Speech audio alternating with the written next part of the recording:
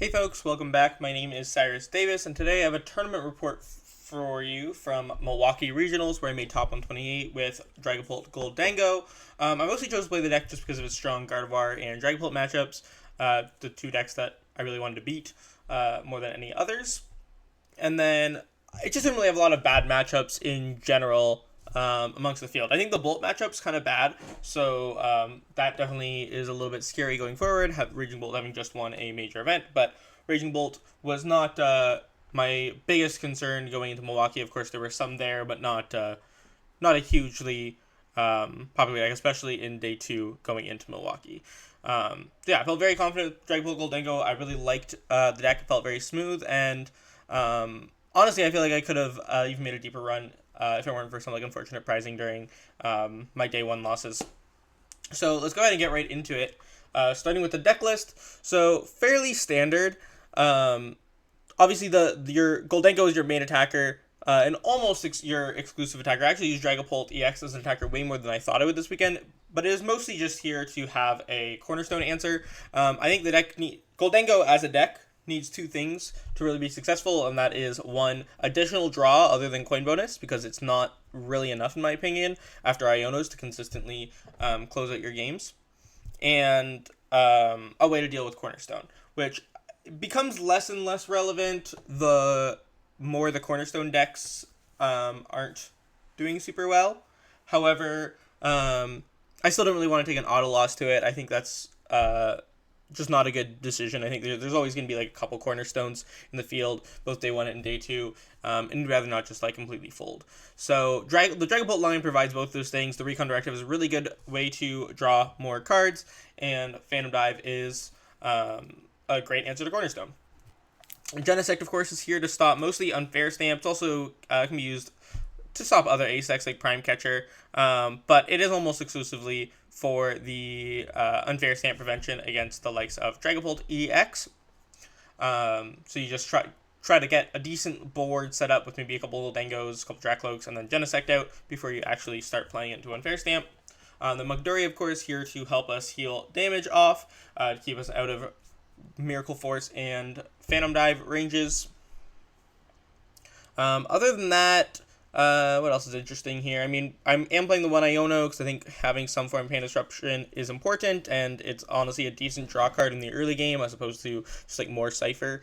Brock's Scouting was honestly huge MVP of Milwaukee Regionals for me, just having a way to search out Pokemon under item lock, especially in combination with Cypher. You can like Cypher the Brocks on top for the next turn, if you're sort of like drawing dead under Badoo. So Brock was really, really nice for both getting my basics out or just finding like a Drakloak or a Gholdengo.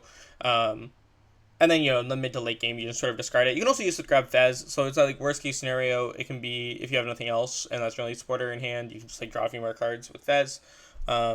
If you need to find the pieces to get a knockout still. As far as items go, again, like nothing too crazy. Pretty standard. I did play the Vengeful Punch mostly just for the Joltik matchup. Has some utility into Gardevoir as well. When they deck with Drifloon. But it was mostly just to have an answer to Pikachu EX, and I did hit 3 Joltik, and it was definitely relevant in those games. Jamming Tower, honestly just a super strong card in general. Like, tools are super, super powerful right now. Primarily to take the free prize after a Drifloon knockout against Gardevoir. Also really, really good if dealing with Badoos that have like HP boosting tools on them. And one niche use for it actually is you can set up a Genesect using Evo TM if you put a Jamming Tower in play. So the turn that like is most advantageous for your opponent to use on Fair Stamp, you can play Jamming Tower, attach Evo to your Genesect, and then attack, and then you run the Fair Stamp even if your like Vengeful Punch is prized, let's say. There's actually some games where you can also like set up Genesect twice if your opponent goes for like a counter catcher knockout play on the Genesect with Vengeful Punch in order to unfair stamp you on a future on like usually the following turn. Sometimes you can set the Genesect back up with that Jamming Tower play. It doesn't come up all the time. I don't think it came up for me at Milwaukee during Swiss, but it has come up for me in testing before. It's definitely a use that you should be aware of. And then for energy, we're just playing the 3 metal, 2 dark, to have the an extra energy, like 11's a nice number, and then also, of course, just to have energy for Munkidori, and then just one of every other for the Energy Search Pro play. I chose not to go like more consistent on the Gholdengo strategy with the list, similar to the way that most people have been playing it recently, rather than bulking up the Dragapult line or adding like more energy, Psychic Fire, and Crispins to attack with the Dragapult more often. I just think most games you still just end up using Gholdengo 3 times for all your prize cards. Alright, so round 1 I hit Archaludon EX. My opponent was actually playing Genesect as well in this list. They did hit the turn 1 trolley going first, so they had a really, really strong setup throughout the game. However, they had to take the first prize, I believe, and then I was able to just start using Make It Rain from there and just, gust 2 prizes every turn. I remember game 1 being like pretty cleanly in my favor. They had played Badoo and Genesect, so definitely made things a little bit awkward, but were able to get there pretty easily. I think they put Genesect into play and attacked with Archaludon and hoped that I wouldn't find enough energy, but I found enough energy to take the knockout anyways, even without Energy Search Pro. And so we got the dub game 1. And then game 2, I prized 3 Gimmighoul in my last 3 prizes. My last 4 prizes. So I set up a Gholdengo, I took 2 prize cards, didn't find any Gimmighouls, and then my opponent knocked out my Gholdengo. I re-benched my 1 Gimmighoul and hoped my opponent didn't find Boss, so they just had to take a 1 prizer. And they didn't find the boss, I don't think, actually, if I recall correctly. So I was able to... but they did guaranteedly have access to Black Belt next turn, so I had to wait until I could find an Iono to attack with my Gholdengo, because I wanted to make sure that I could actually... I needed my Gholdengo to survive, a turn. Because if they just knocked out my Gholdengo again, they would just be too far ahead at that point for me to come back, and they would just be able to attack 2 more times per game. So I needed my Gholdengo to not get knocked out by Black Belt. Eventually, I got the Iono play off with the Gholdengo attack, but my opponent did, thanks to their trade and stuff, they were able to dig almost the bottom of their deck and find the Black Belt. Anyways, for the knockout, so that one was just my prize was really bad. I mean, it just never was able to get 2 Gimmighoul down at once. And, I just wasn't able to stream Gholdengo attacks because of that. And then game 3, I'm pretty sure that I just got donked. I opened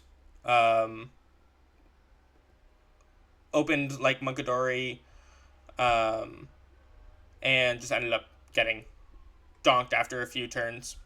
I think I might have gotten one or 2 more basics out at some point, but I'm pretty sure that my opponent was able to just attack a few times per game.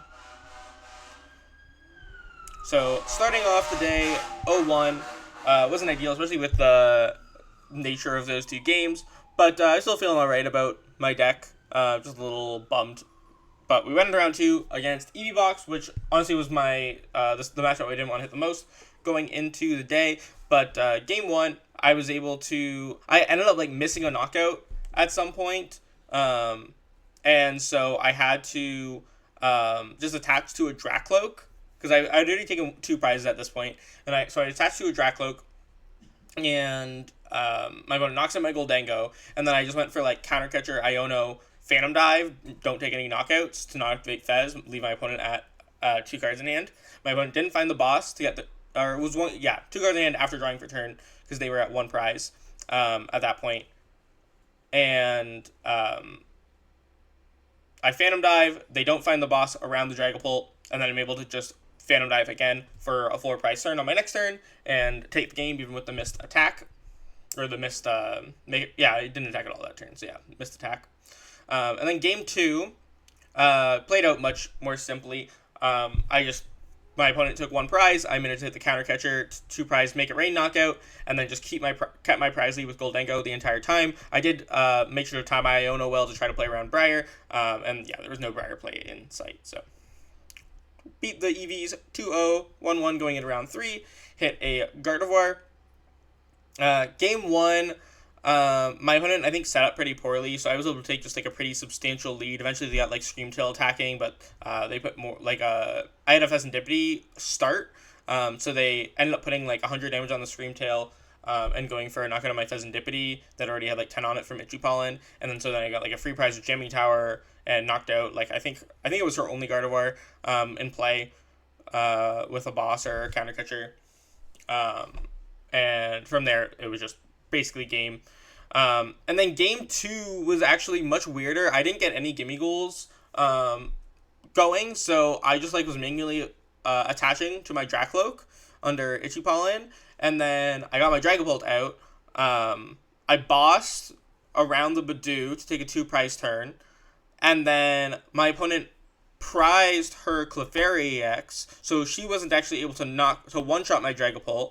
And I think instead went for a Scream Tail attack, to which I responded with another boss to take another 2-prize turn. And then for my last 2 prize cards, I was able to finally set up a Gholdengo and just make it rain a Gardevoir. So very, very strange game where I actually had to Phantom Dive multiple times to like stay in the prize race, but we got there in the end. And then round 4, I hit another Gardevoir EX, and honestly, I think game 1, I'm pretty sure that I just like Evo TM twice and had like just a completely set up board with like Monkey, Drakloaks, Gholdengos before my opponent could start attacking, and so there just was like really no coming back from my opponent from that point. I was able to easily find Jamming Tower at the right time, just keep taking prizes every turn.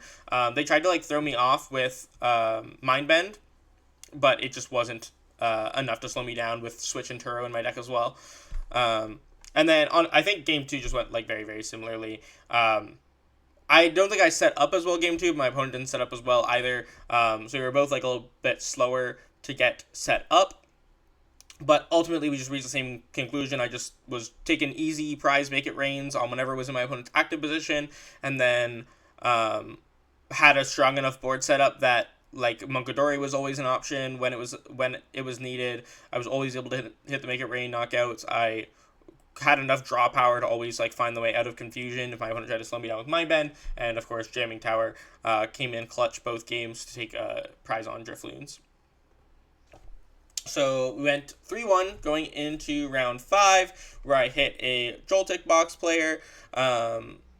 This game 1, my opponent benched Fezandipiti. So I Iono'd earlier in the game, so that was my only Iono, and my opponent probably should have known that and not played around Iono. But obviously you might consider a second Iono. I think this was just like a small mistake on my opponent's part, but they benched the Fezandipiti before taking a knockout. Their first Thank You Very Much knockout. And both of these games, I'm trying to, and this will be a theme, I won't like reiterate this over and over again in all of my Joltik box matches, but I'm limiting my bench. I'm not benching like extra Dreepies, extra Gimmighouls, or like my Fez when I don't like, unless I really, really need to. I'm really limiting my bench, that way my opponent cannot take multiple knockouts with Thank You Very Much. It has to go through my Gholdengos, especially the one with the Vengeful Punch in the active position. But my opponent uses their first Thank You Very Much on my Drakloak because I opened Dreepy. And benches Fez before doing so to play around Iono, and that gives me the opportunity to counter catcher the Fez and knock it out before, instead of having to just knock out the Iron Hands. And then obviously the Iron Hands doesn't matter because I'm Evo TM'd both of my Gimmighouls into Gholdengos, and I just have a bunch of Gholdengos on the board. And so now my opponent can only hit with Pikachu EX. They don't have the Metal Energy yet because they Joltik to set it up, but they haven't found Metal yet. They only have 3 cards in hand, and now they don't have the Fezandipiti, and they just missed the Metal. And from there, that gives me the out to take the prize lead, and especially with the Vengeful Punch on my active Gholdengo, there's just no problems from there. Game 2, there's sort of a similar issue. My opponent is able to stream together their knockouts a lot better this time. They go for the Thank You Very Much, then they have like Boss, Topaz Bolt. However, what throws them off this time is that they didn't prize check all of their energy, so they end up going for a Crispin and not having 2 different energy in deck to power up their Pikachu. So they miss the knockout, and then I'm able to just take my last 2 prize cards on the following turn. So game 1, just the Fez bench early ends up biting my opponent because they don't get to draw a lot of cards for the rest of the game at that point. I think they just had like a really weak hand and really needed to hold that Fez.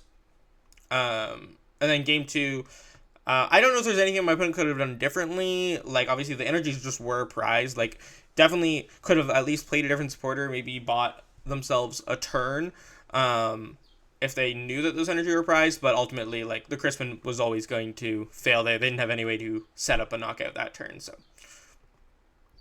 round 6 versus Hops Zacian EX. So, I hadn't really played this matchup. I have a Zoroark there, but like it was just there for the draw engine. It's more of like a Hops Munkidori deck.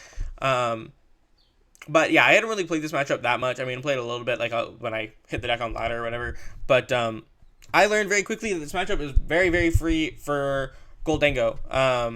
You just sort of like you stagger your Gimmighoul benches so that they can't like spread damage on all of them to Devo them all at the same time, because that's like their best win condition, to try to like Devo you out of being able to use Make It Rain. So I just avoided doing that. I just sort of like, I have Gholdengo active, maybe Gholdengo on the bench, and then my opponent attacks, and then I bench another Gimmighoul that doesn't have any damage on it. And then of course you can set up Adrenaline Brain as well if you need that to keep your Gholdengos healthy.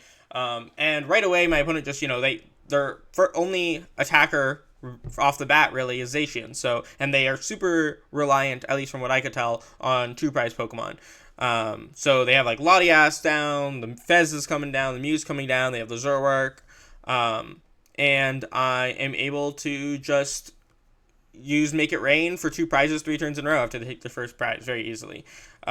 Game 2 is a little scary. My opponent opts to go second. I go first. Single basic pass. My opponent misses the way out of the active. So they have the Arven.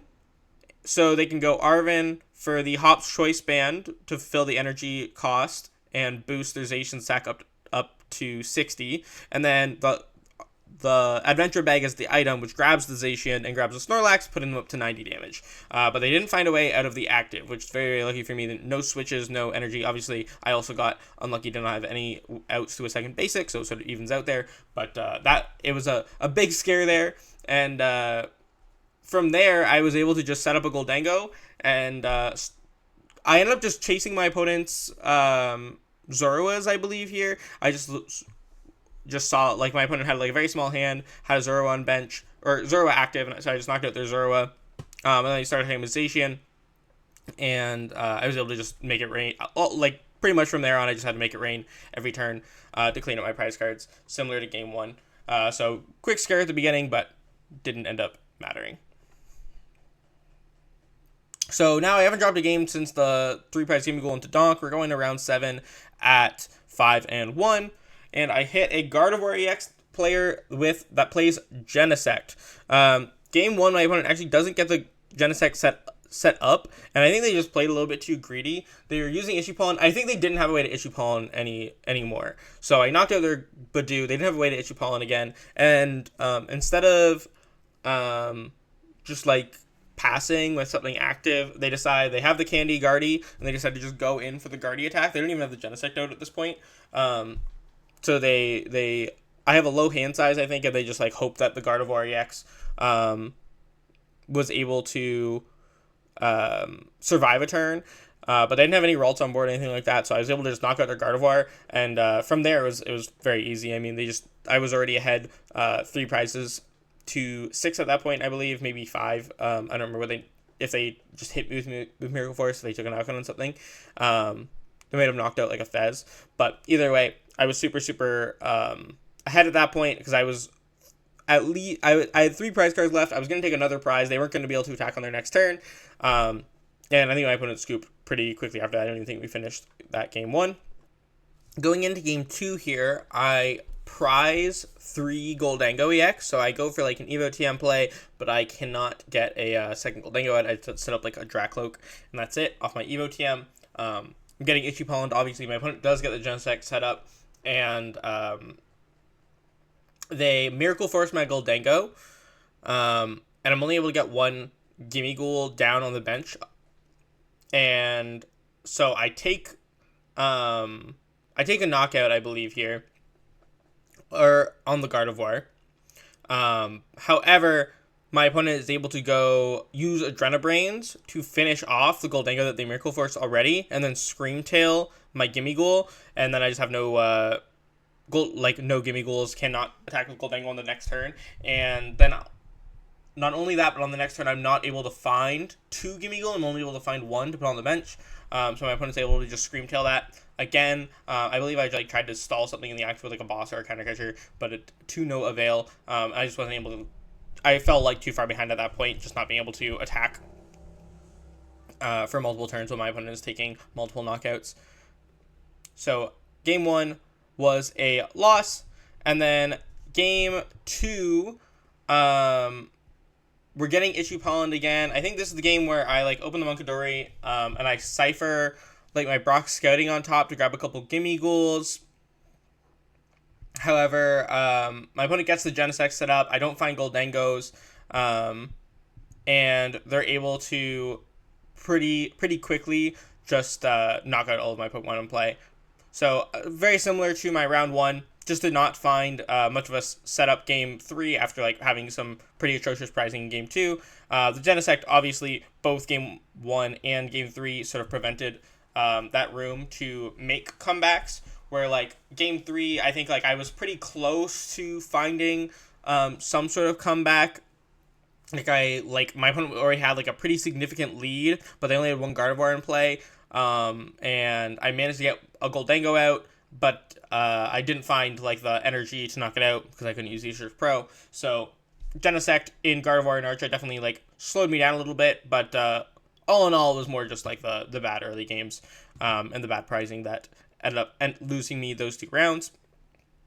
So I go into round 8 at 5-2, and this was a 8-round day 1, so I just need a tie to make day 2, which my opponent does offer me, but I decided not to take it because I want the 6-2. I want to be in better standing for cash and top 8 tomorrow, or just, whatever. I want to have a better record going into day 2. I think I can win this game. I don't know what I'm playing against yet, but I decided just to not take the ID. And I ends up being against Blissey Cornerstone. So this matchup is very favored for me. I mean, Make It Rain can dominate the Blisseys, so it makes it not really a contender. And you have Dragapult to deal with Cornerstone. The only awkward thing is that Dragapult, of course, doesn't knock out Cornerstone, so you sort of have to try to bait your opponent or force your opponent to put energy, or not energy, damage on your Pokemon. That way you can Adrenabrain onto the Cornerstone, but then you also have to manually attach 3 times to set up the Dragapult and the Munkidori. Because if you don't one-shot the Cornerstone, their Munkidoris can come in and be really annoying. You could also want to try to knock out their Munkidori as well you can. So while you're setting up your Dragapult, you're sort of trying to find boss Make It Rain knockouts on Munkidoris. Vengeful Punch was actually super useful in this matchup because I was able to put the Vengeful Punch on the Gholdengo that I'm attacking with. That way they don't want to Cornerstone knock out my Gholdengo. They have to try to find bosses of their own around it, because if they knock out my Gholdengo with Cornerstone, then that puts enough damage on their Cornerstone that Fezandipiti can come up and one-shot it now. So game 1 ended up being a little bit tricky, actually, because I was struggling to find the energy to set my Dragapult. They found a boss attack onto my Dragapult before I could bring it active myself. And so I actually had to Turo it and then reset it up, because otherwise the Cornerstone was going to outpace it, knock out my Dragapult before I knocked out their Cornerstone. Because they had the full 4 monkey bench plus a Blissey on bench. And then once I did get my Dragapult set up, my opponent actually did pivot into attacking with the Blissey, but I already had 2 energy on my Dragapult and energy on my Munkidori and energy on my Gholdengo at this point. And then I actually had 3 energy in my last 3 prize cards, so I didn't have the resources to one-shot a Blissey with my Make It Rain without retreating some energy off of my other Pokemon.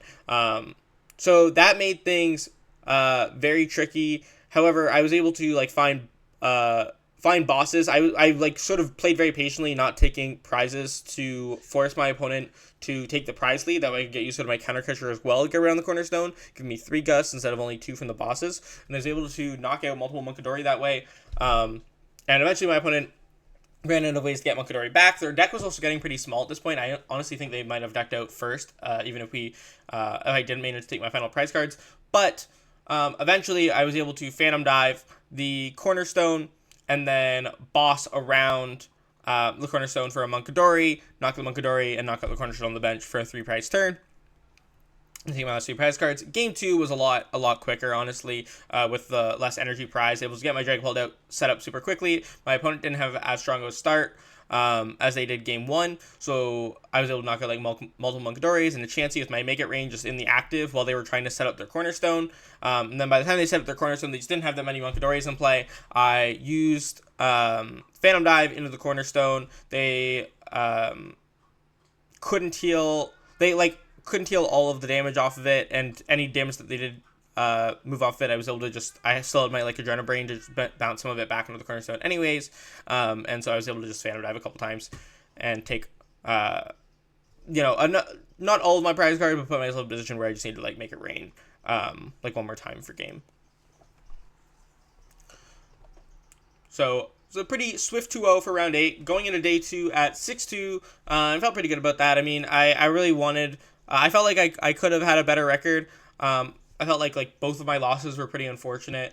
But I mean, you're gonna have some bad variants, obviously. So I was still happy to have decided to play out my round 8 and managed to win it. To put myself in a better position going into the second day. And the second day started with another Joltik box. Now, both of these games I was able to use Vengeful Punch, limit my bench, and just Make It Rain with Boss Orders and Counter Catchers to maintain a prize lead, to take a prize lead and then maintain it, similar to my other my games against Joltik box in day 1. However, game 1, my opponent, game one I managed to win pretty convincingly with that strategy. Game 2, my opponent has Ionos me when I'm at 2 prize cards, and I simply do not find a way to knock out their active after the Iono. I just don't really draw anything. And so they're able to take game 2 just off that Iono. They Pokégear into it with like an 18 card deck or so. It's their only Iono, but I mean, they play the Iono for a reason. They're going to hit it sometimes at the right time. And that was just one of those games. And then game 3, I actually went down to 1 prize, so I had to knock out Joltik earlier in the game.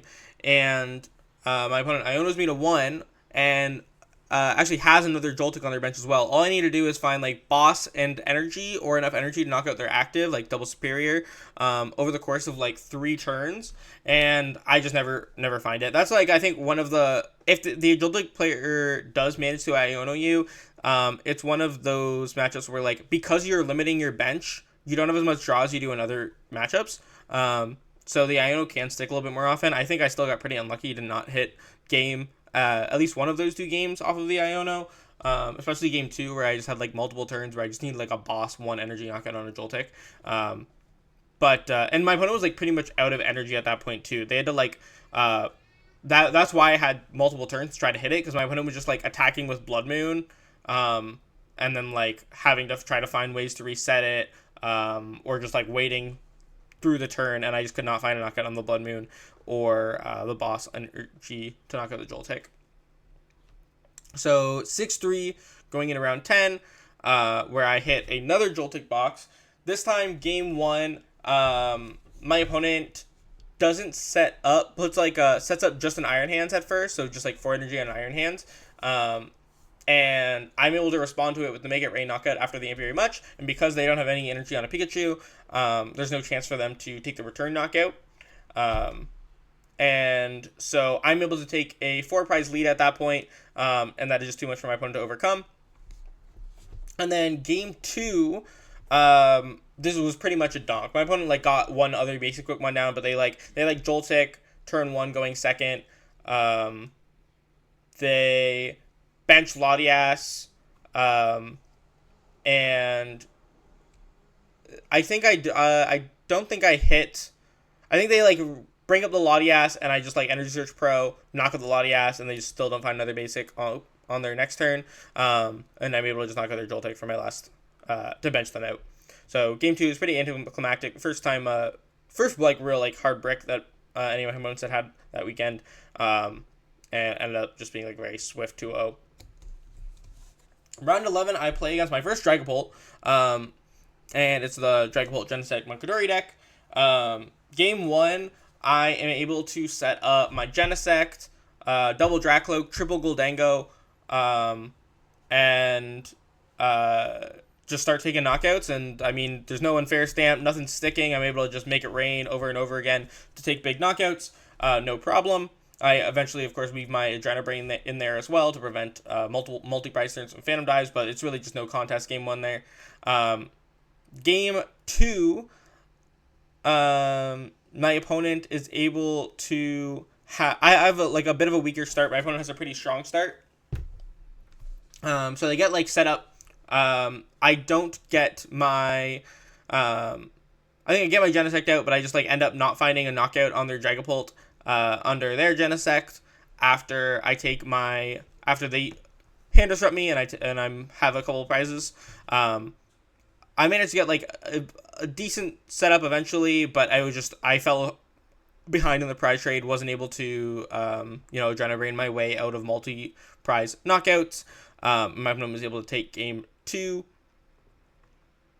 And then game 3, I offered a Gentleman's. My opponent didn't want one just because they felt like they were unfavored in a Gentleman's because my deck is more aggressive, which is fair. But we only had like a little bit of time on the clock, so odds are that I wasn't going to finish. I actually ended up having like a really, really bad opening. It was like no Gimmighouls, just like a couple of Dreepies. My opponent actually had one turn where they just needed like Boss Hall, Lucha, Dragapult, Energy. If they found all the pieces, they could just bench me out. But then I was able to evolve my Drakloak into Dragapult on the next turn because they missed it.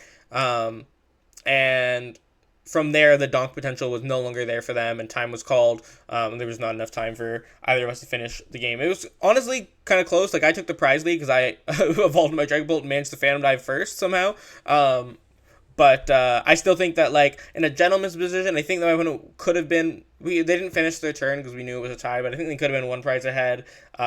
In a full game, I think I probably still would have been in a pretty bad spot, but I did sort of start getting set up towards the when time was once time was called and we were in turns, I started getting like some Gimmighoul's out and stuff, so it actually could have been a pretty close game still, but there's just not nearly enough time to finish it. So that was my first tie of the weekend. So we are 7-3-1 now. And I think if I win the next round, I'm on the bubble for top 64. I hit another Dragapult Genesect. This time, game 1, I just go for bosses on their Drakloaks, and it takes them a while to get set up, so I already have a few prize lead by the time they actually get set up and are using Phantom Dive, and I'm able to just like really easily, because I took some knockouts earlier, I have energy in Disco Pile, so I don't necessarily need the Energy Search Pro anymore. I'm Superior to get the energy in my hand. I'm able to just knock out the Dragapult, take my prize cards fairly easily. Game 2 is honestly even more convincing. There's one point where my opponent is using Issue-Ball and has Dreepy on the bench and decides to Arven for Nest Ball Bravery Charm to set up their Genesect instead of Buddy-Buddy Poffin for more Dreepies. And I think that's what ended up losing my opponent in the game, because they just did not find more Dreepies at that point. So eventually they have the Genesect set up, they go in with the Dragapult, their only Dragapult in play, and attack, but I'm able to just one-shot their Dragapult, and they just are fall way too far behind at that point. So we take round 12 2-0 and putting us at 8-3-1 on the weekend, and I ended up bubbling top 64 pretty far out at 90th. I think the bubble was super, super big, and I knew my resistance probably wasn't that great because I started off the day 6-3, but it is what it is. I mean, I'm still happy with the finish. 8-3-1 for 90th with Dragapult Gholdengo. I don't think there's... I'm tweaking the list around a little bit for sure. I do want a second Earthen Vessel. I don't know if Genesect is worth it. The Raging Bolt matchup is scary, so I kind of want to have more play into that matchup. Maybe even just with something like a second Counter Catcher does help with that matchup a lot. So second Vessel, second Counter Catcher are really the things that I'm toying around the most with right now. But otherwise, the list felt super smooth. It was super consistent all weekend. I really love the Brock Scouting. And if I were going into Milwaukee, going to Portland, I'm not super feeling Gholdengo. I don't really like to play the same deck to 2 majors anyways, but I also just think that like I am still scared of the Bolt matchup. I will have a deck profile, I think, coming up soon on my current updated list for Gholdengo, once I like put a little bit more time into it and make sure that like I'm happy with the card counts and the adjustments that I've made.